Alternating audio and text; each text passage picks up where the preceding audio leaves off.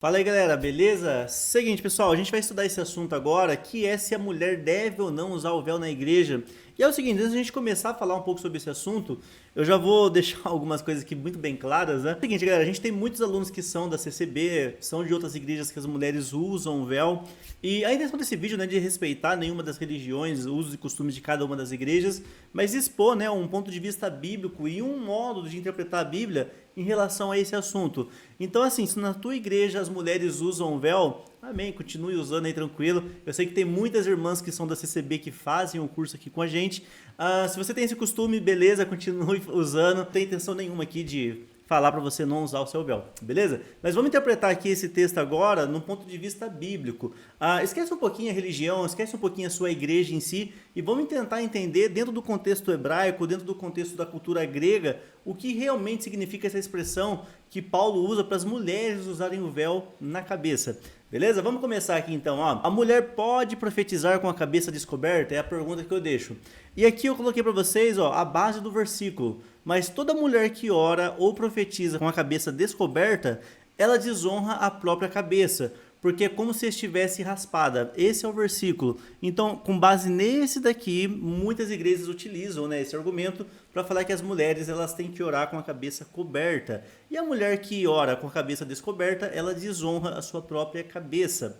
Então vamos entender isso a partir de agora. Só que antes de a gente começar a fazer uma interpretação desse texto em si, né, desse versículo, a gente precisa entender, irmãos, como que era o uso do véu nos tempos bíblicos. Vamos voltar um pouco, esquece esse versículo de Paulo e vamos entender o véu nos tempos bíblicos. Aqui eu coloquei para vocês então toda a explicação do véu nos tempos bíblicos, mas basicamente, galera, o que significa o véu? Significa que a mulher estava coberta de uma cobertura espiritual de alguém, seja do irmão, do pai ou do marido. Pode até parecer, né, uma coisa um pouco machista, só que a gente está falando de 3.500 anos atrás. Então a mulher que ela tinha o véu e ela saía com o véu, o que ela estava dizendo para as outras é o quê? Que ela era casada ou que ela estava coberto de uma cobertura espiritual sobre a vida dela, seja pelo irmão, seja pelo pai ou seja pelo um outro homem. Geralmente era o marido ou o pai. Aqui eu coloquei para vocês, algumas informações, Então eu já até coloquei para vocês, Embora isso passe uma ideia machista, né, a gente deve lembrar que isso aconteceu há mais de 3.500 anos atrás. E hoje ainda, né, em alguns lugares acontece isso. Embora já tenha passado muito tempo, alguns países mantêm essa cultura ainda. Vou dar um exemplo. A minha prima ela está morando lá no Egito e ela não pode sair de maneira alguma com a cabeça descoberta. Porque o véu na cabeça dela passa exatamente essa ideia que ela é protegida, que ela está debaixo de uma autoridade. E no caso dela é do esposo dela.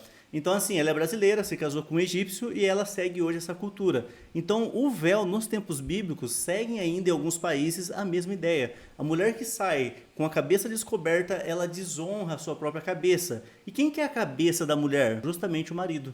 Então, por isso que a Bíblia está falando, que eu já vou até adiantar algumas coisas, né? Então, quando fala que o homem é a cabeça da mulher e Cristo é a cabeça da igreja, está falando exatamente nesse contexto. Agora já fica um pouquinho mais claro o que a Bíblia realmente quer dizer sobre isso, mas a gente vai avançar e depois a gente vai interpretar junto.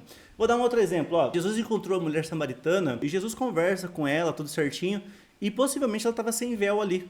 Por quê? Porque ele estava falando sobre deuses e não estava falando sobre maridos físicos, conforme a gente já estudou também aqui no livro de João.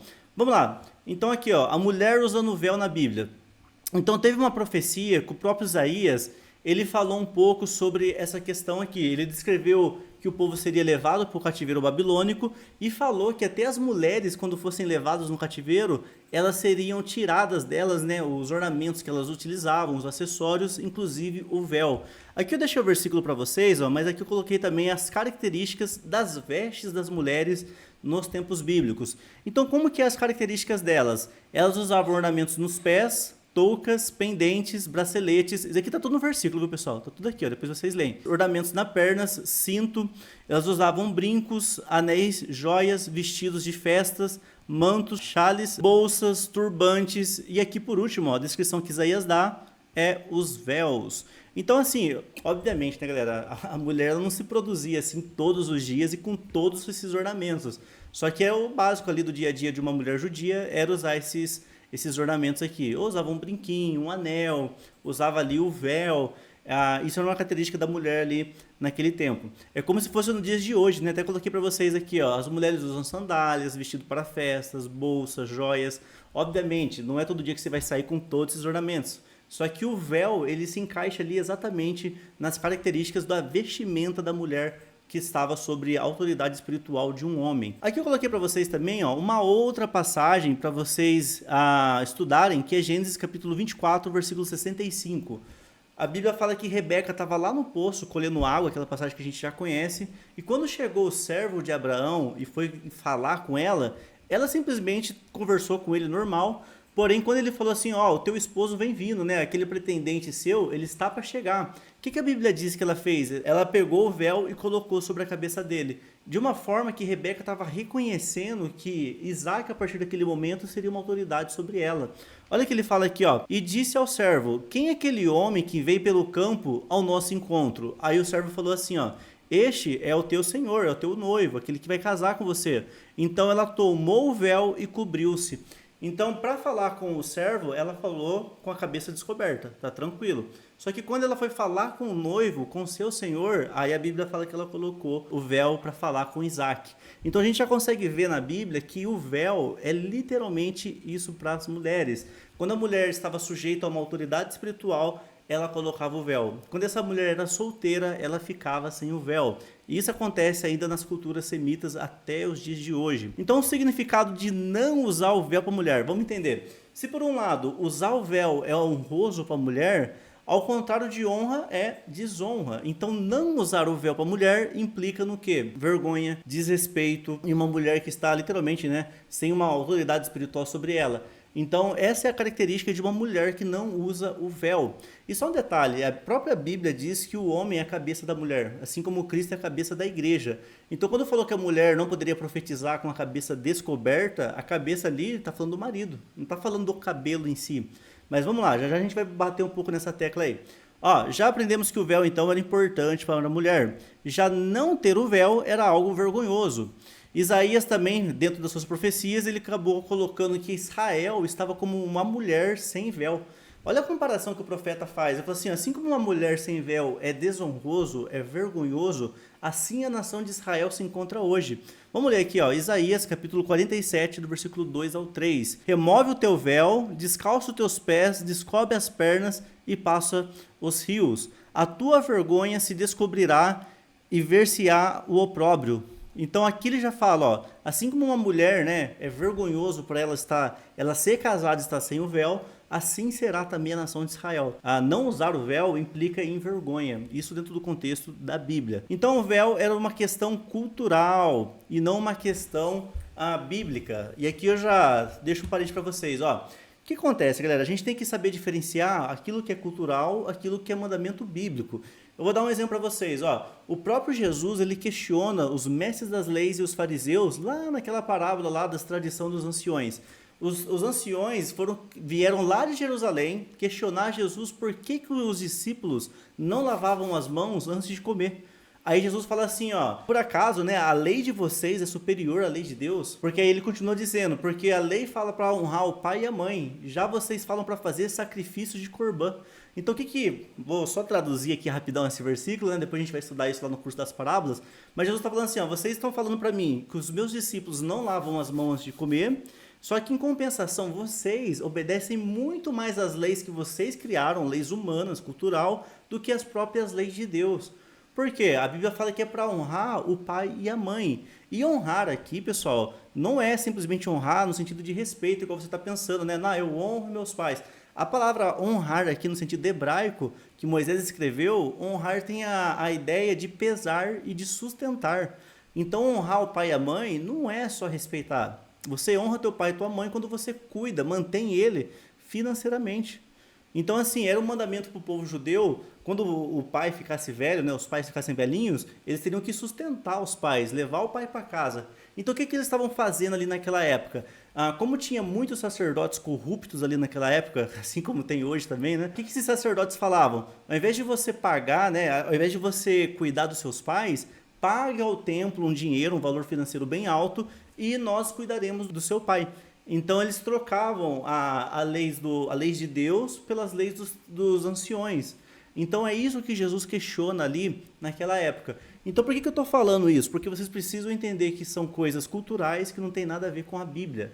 Então, o ato de lavar a mão, ali está falando de um ritual, não é lavar a mão no sentido literal. Eu não vou falar disso agora, o que, que significa lavar as mãos, mas ali era uma coisa cultural que os anciões estabeleceram. E Jesus vai lá e questiona eles. Fala assim, lavar a mão antes de comer não tem nada a ver com o que as leis de Moisés diz. Isso é uma coisa que vocês inventaram. Então, assim, essa parte aqui do véu, a gente já viu que é cultural. Não tem nada a ver com a Bíblia. Culturalmente falando, a mulher que ela é casada, a mulher que está sujeita a uma autoridade de um homem, ela usa véu. E a mulher que não usa, a própria Bíblia diz aqui no livro de Isaías que é vergonha. É vergonhoso uma mulher casada e não ter um véu. Isso acontece no Egito, isso acontece em vários países ainda semitas. Então o princípio do véu era o respeito e a autoridade, como já estudamos. O princípio que Paulo está usando aqui é válido até nos dias de hoje. Então Paulo aqui, ó, ele ensina 4 princípios para a mulher usar o véu. Então, basicamente, Paulo usou 4 argumentos, 4 formas diferentes para falar sobre assuntos diferentes, mas tudo envolvendo o véu da mulher. Então, ele usa aqui, ó, argumentos teológicos, argumentos da criação, da natureza natural e do consenso. Vamos começar aqui, ó, pelos argumentos teológicos. Olha o que Paulo fala aqui, ó. Nesse primeiro momento, Paulo ele usa o argumento teológico para falar o uso do véu da mulher. O que ele fala aqui, ó? Cristo é a cabeça de todo homem. Presta atenção nessa hierarquia aqui, galera. Cristo, ele é a cabeça de todo homem. O homem é a cabeça da mulher. E Deus é a cabeça de Cristo. Olha como ficou ilustrado aqui, ó. Então Deus é a cabeça de Cristo, Cristo é a cabeça do homem e o homem é a cabeça da mulher. Deixa eu descer aqui que eu acho que a minha foto está aparecendo ali, né? Ó, vamos lá de novo. Então Deus aqui, ó. Deus, ele é a cabeça de Cristo, Cristo é a cabeça do homem e o homem é a cabeça da mulher. Então Paulo ele usa esse primeiro argumento aqui para falar sobre que o homem ele é a autoridade espiritual sobre a mulher. Então o que eu estou querendo dizer com tudo isso, galera? Todo esse exemplo que Paulo está dando é para falar sobre a mesma coisa. O homem ele exerce uma autoridade espiritual sobre a mulher. Vamos lá, ponto 2 aqui, ó, explicação. Aqui Paulo explica teologicamente a sequência natural. Deus é a cabeça de Jesus, Jesus é a cabeça do homem e o homem a cabeça da mulher. Ponto 2. Todo homem que ora e profetiza com a cabeça descoberta desonra a própria cabeça. Então olha que legal isso, ó. Então o homem, aqui está o homem que profetiza com a cabeça descoberta, ele desonra a própria cabeça. Qual que é a explicação que eu coloquei para vocês aqui, ó? Quem é a cabeça do homem? O próprio versículo fala. A cabeça do homem é o próprio Cristo. Então, se o homem profetizar sem Jesus, apenas por palavras, sem revelação, ele desonra a própria cabeça. Vocês estão entendendo o que Paulo está usando aqui agora? Paulo está falando assim, ó, o homem, Cristo é a cabeça do homem. Esse homem, ele profetiza com a cabeça descoberta, ele desonra a cabeça. Irmãos, olha o que Paulo está falando aqui, ó. Se uma pessoa prega a palavra, mas não está em Cristo, se uma pessoa profetiza só da boca dela, igual aquelas pessoas fazem, né? Assim diz o Senhor, e solta um monte de sujeira, né? Falando que Deus está falando. Se essa pessoa faz isso, ela desonra o próprio Cristo, ele desonra a própria cabeça. E a mulher que ela profetiza sem a cabeça estar coberta, ela desonra a própria cabeça. Então agora já fica um pouco mais nítido o que a Bíblia está ensinando sobre o véu. Então o homem, na verdade, ele é a cabeça da mulher, dentro desse contexto aqui. Então se a mulher ela ora, ela profetiza, sem o homem, ela estando solteira e fazendo essas coisas, ou divorciada, fazendo essas coisas, ela desonra a própria cabeça. É isso que o Paulo está ensinando aqui pra gente. Vamos descer aqui um pouco, ó. A mulher que ora ou profetiza com a cabeça descoberta, ela desonra a própria cabeça, porque é como se tivesse raspado. Explicação. Aqui tem várias explicações, viu, pessoal? Eu coloquei algumas explicações aqui, ó. Vamos lá. Primeira explicação, ó. Sabemos que existia o templo de Afrodite lá em Coríntios, né? Onde as mulheres raspavam as cabeças. Eu já falei isso na aula 2. As mulheres lá, então, iam no templo de Afrodite, elas raspavam a cabeça para literalmente, né, se prostituir e se diferenciar das outras mulheres. Então, quando os homens, né, vinham daquelas cidades lá, que é uma cidade pontuária, onde as pessoas vinham de vários lugares ali, eles viam aquelas mulheres com a cabeça descoberta e automaticamente sabiam que elas eram prostitutas. Então, o que Paulo está falando? Para a mulher não ficar com a cabeça descoberta, porque se ela ficar com a cabeça descoberta, ela vai desonrar a cabeça, que é o esposo. Então, a mulher ela não deveria raspar a sua cabeça, porque se ela raspasse, ela seria igual às prostitutas que estavam ali na cidade de Corinto. Descendo aqui um pouco mais, ó, foi pensando nessa cultura da época que Paulo disse: se a mulher orar ou profetizar com a cabeça descoberta, ela desonra a própria cabeça, pois ela ficará semelhante às mulheres da prostituição. Sem contar que para a mulher sem o véu na cabeça era desonroso e vergonhoso, como a gente já estudou. Essa é a primeira explicação, então. Paulo falou então para a mulher não ficar com a cabeça descoberta, porque elas seriam semelhantes às mulheres ali que ficavam se prostituindo. Fechou? Ponto de número 2 aqui, ó. A mulher que ora ou profetiza sem estar sob uma autoridade espiritual sobre ela, ela desonra a própria cabeça. Por quê? Porque a cabeça da mulher é o próprio homem. Explicação que eu coloquei para vocês aqui, ó. Paulo estava ensinando sobre o princípio da autoridade espiritual. A mulher, ela não pode ter domínio sobre a autoridade espiritual de um homem. Isso aqui é uma coisa interessante, galera. O que Paulo está falando aqui é que a mulher, ela não pode exercer autoridade espiritual sobre um homem.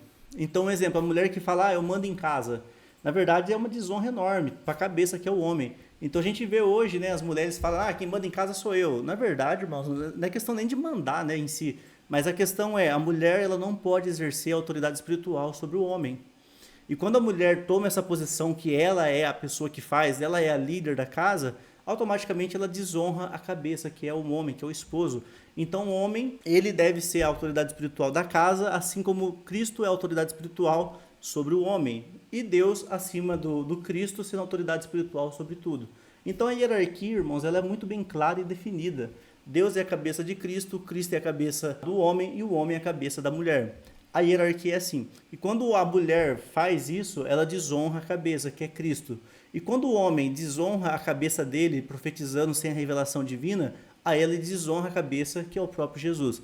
Então, hierarquicamente falando, é muito bem desenhado o que Paulo falou aqui para nós. É que a gente fica quebrando a cabeça, né, e tomando um sentido literal. Aqui o véu, galera, é literalmente, ele estava falando no véu no sentido do véu mesmo, que a mulher não pode tirar, e o véu aqui também representa a autoridade, como a gente já estudou no comecinho dessa aula. Então a mulher não poderia colocar o véu nesse sentido.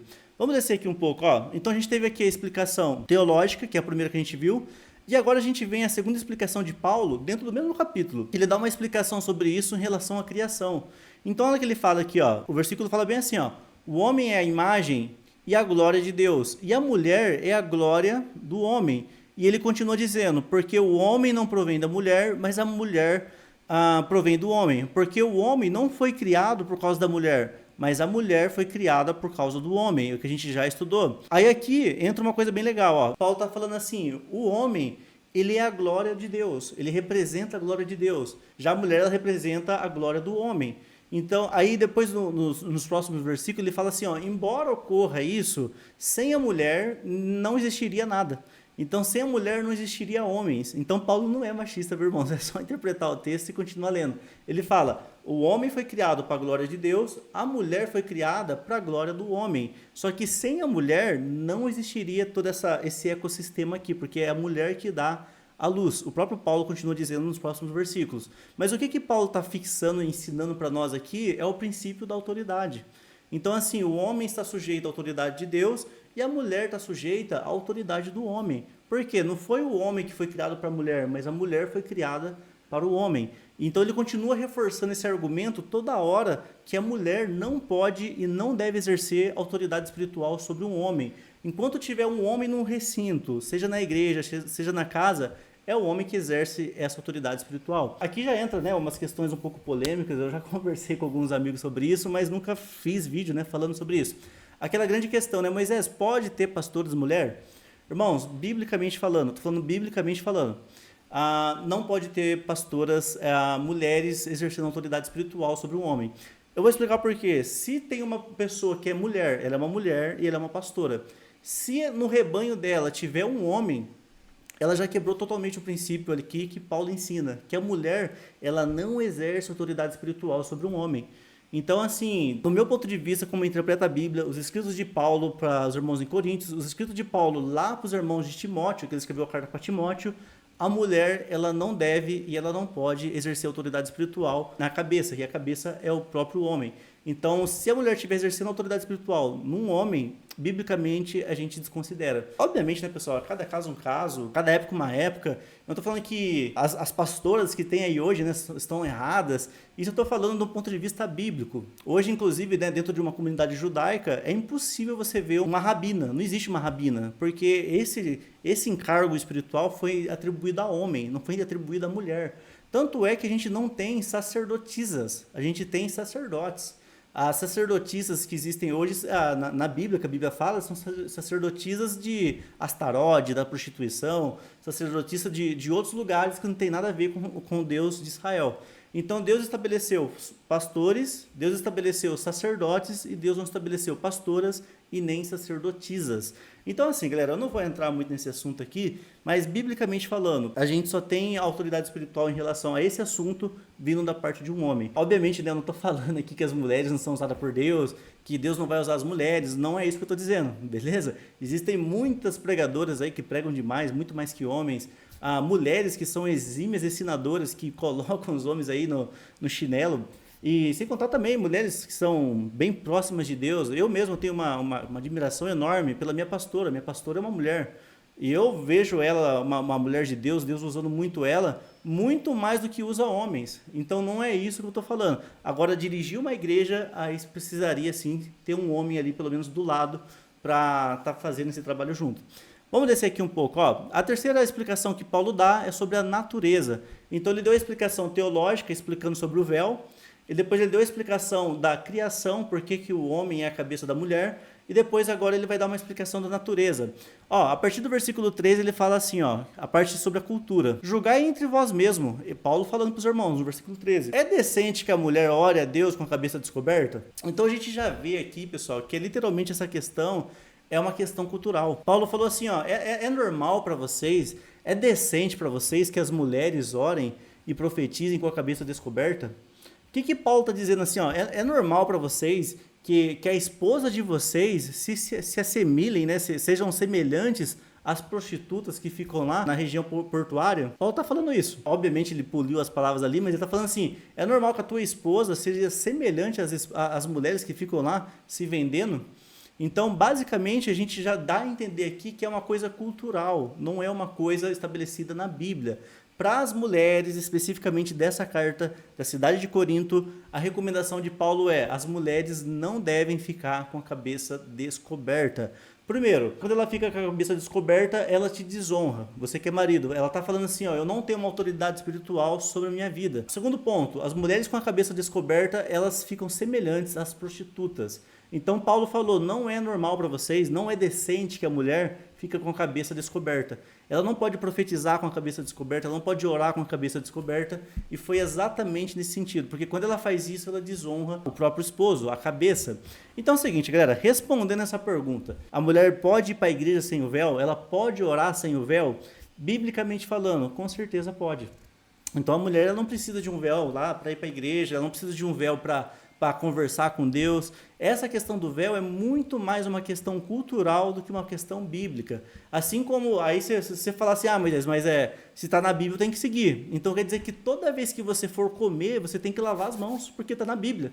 Embora seja a tradição dos anciões, está na Bíblia.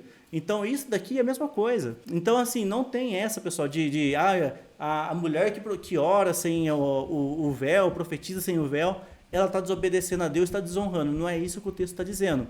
Vou dar um outro exemplo. A jumenta que Deus usou para falar com Balaque e Balaão lá, essa jumenta estava com véu na cabeça? Não estava, não faz sentido.